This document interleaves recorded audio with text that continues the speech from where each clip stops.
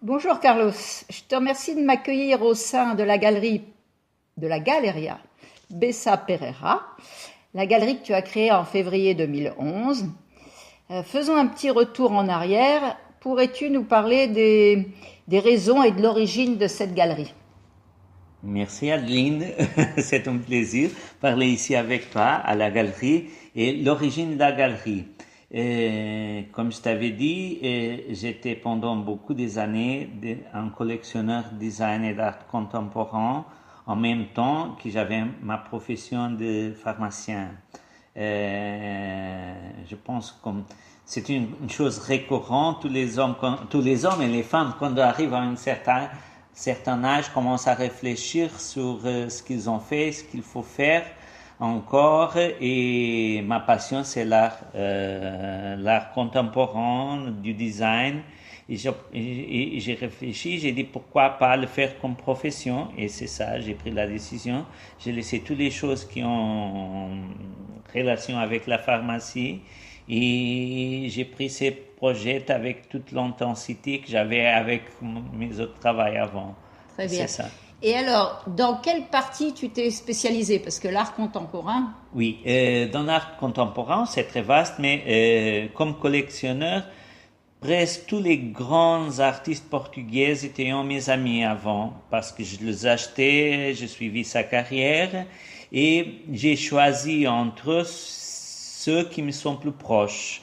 Naturellement, quand on regarde tous les artistes qui travaillent avec moi, il y a un dominateur commun. C'est l'art un peu conceptuel, mais pas vraiment l'art conceptuel. J'aime beaucoup la peinture, la technique de peinture, et c'est ça, ce sont mes deux coups de cœur. Un peu différents parce que l'art conceptuel et la peinture sont deux choses opposées dans l'art contemporain, mais c'est ça qui me donne le plaisir, mettre les choses qui, à la première, ne sont pas d'accord, les mettre d'accord. j'ai quand même vu beaucoup de meubles à l'intérieur de ta galerie. Oui, c'est ça, parce que vraiment, la galerie, le cœur business, comme on dit normalement, c'est du design. Du design portugais de les années 50, 60, parfois les 70. Parce que c'était la meilleure époque de la production du design en Portugal. Et c'est ça qui nous a permis de faire la différence pour tous les autres. On travaille déjà avec les musées du design, c'est les musées plus importants au Portugal dans ce domaine, et même dans l'art contemporain, on travaille avec les autres musées, Gulbenkian, Mat, etc.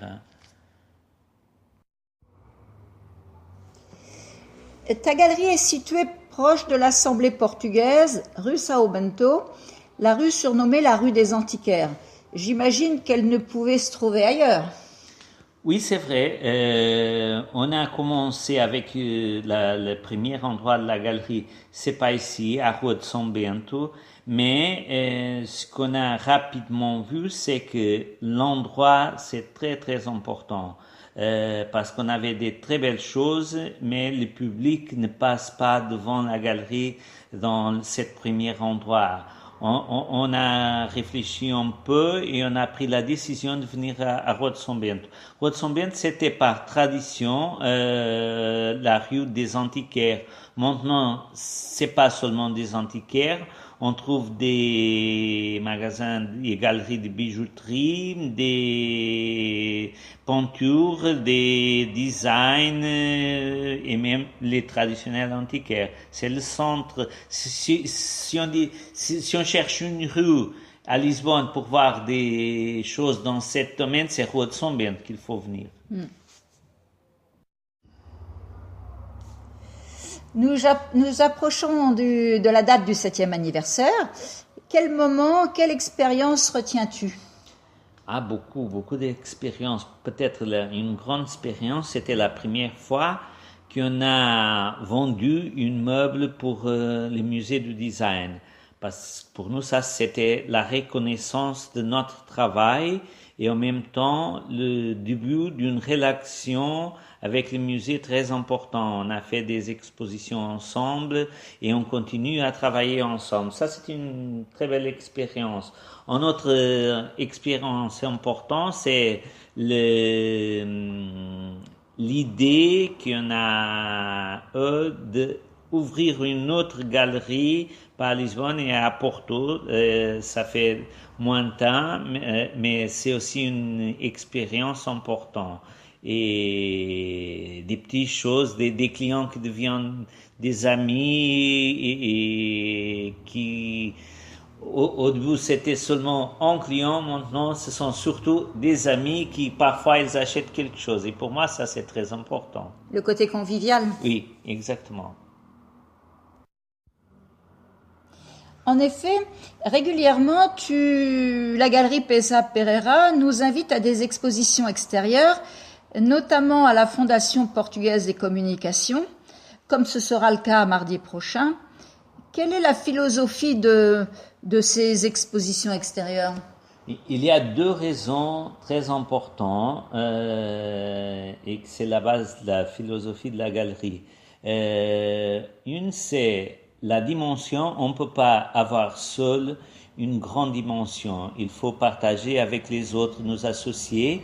Et l'association avec un musée ou une fondation, c'est nous permettre à la galerie de trouver des autres marchés, des autres personnes, des autres situations qui sont beaucoup plus intéressantes, on n'a pas la possibilité de le faire si nous sommes seuls.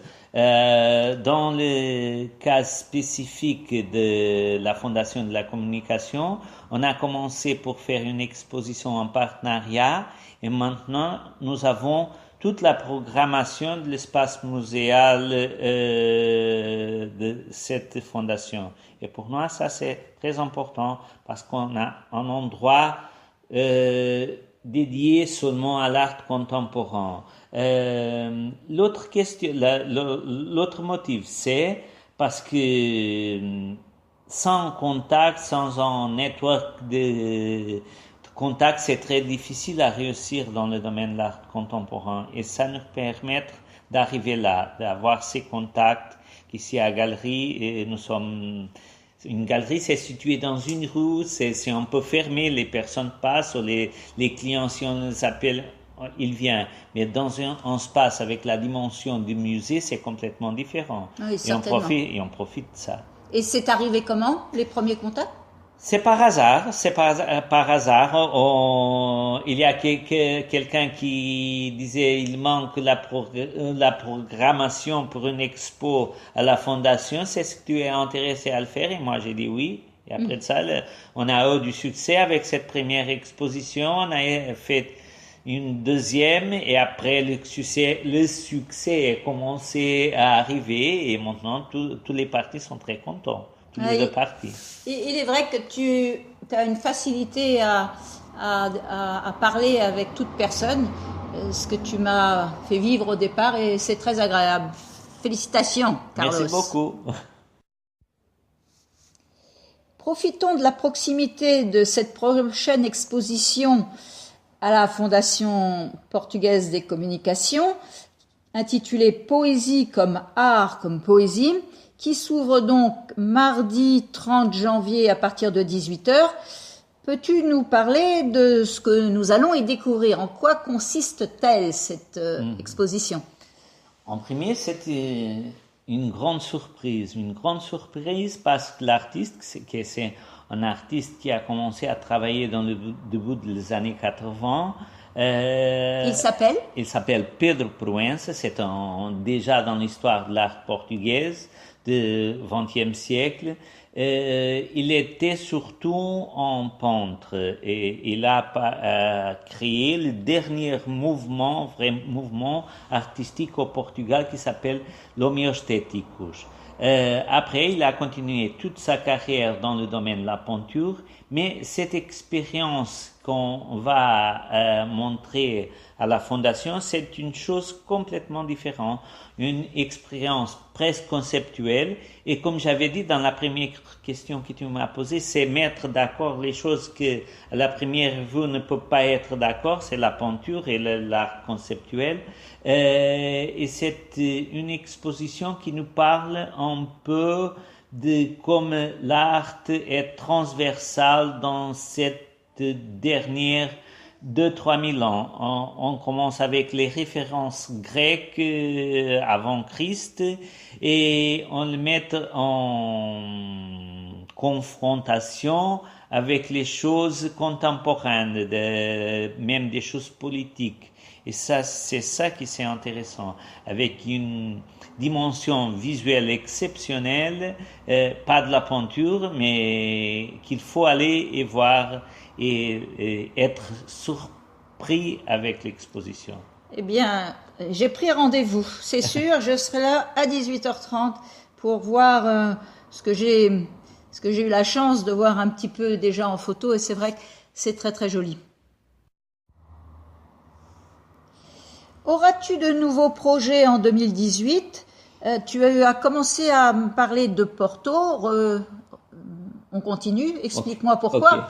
Ok. Porto, c'est la deuxième ville portugaise. C'est au nord du Portugal, à 300 km de Lisbonne, mais avec une effervescence culturelle incroyable. Les dernières fois que j'étais à Porto, j'ai senti que c'est le moment pour ouvrir une galerie là. Et en même temps, avec cette décision qu'on a prise, on peut trouver des choses du design portugais du nord du pays. C'est quelque chose que maintenant est encore inconnu. Et ça nous va permettre d'arriver là. Mais nous avons des autres projets pour cette année, très importants. C'est la première participation au Salon des antiquaires de Lisbonne, qui va avoir lieu fin de 12 d'avril oui. au 22 d'avril. Après, on va avoir à Barcelone une exposition du design portugais.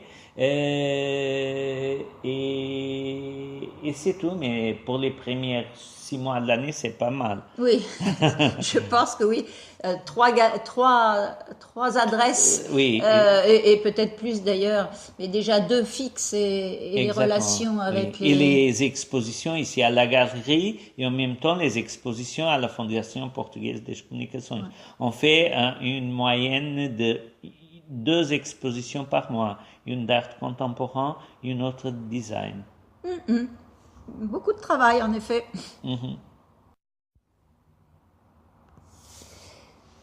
Les 5 dernières années ont, paraît-il, métamorphosé Lisbonne. Qu'en penses-tu ? Oui, c'est vrai, mais c'est une belle métamorphose, je pense.